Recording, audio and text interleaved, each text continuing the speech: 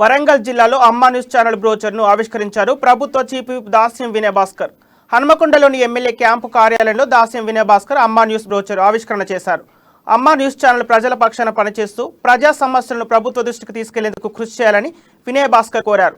దినదినాన అభివృద్ధి చెందుతూ అమ్మా న్యూస్ ఛానల్ అభివృద్ధి చెందాలని పేర్కొన్నారు.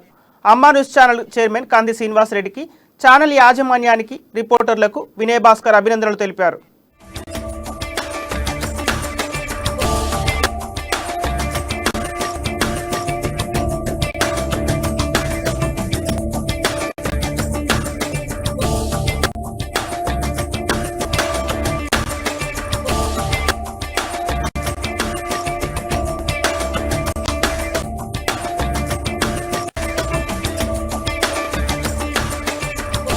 గత 6 నెలల క్రితము అమ్మా న్యూస్ పేరిట మరి న్యూస్ ప్రసారం చేస్తున్నటువంటి మరి శ్రీనివాస గారి నాయకత్వంలో వారి సారథ్యంలో ఈ అమ్మా న్యూస్ ప్రజలకు ప్రభుత్వానికి ఒక వారధిగా ఉండాలని చెప్పి ప్రజలు ఎదుర్కొంటున్నటువంటి అనేక సమస్యలకు పరిష్కారం దిశలో ఆ ప్రసారాలు ఉండాలని చెప్పి ప్రజల ఆదరణ ఉండాలని చెప్పి అభినందనలు తెలియజేస్తున్నా.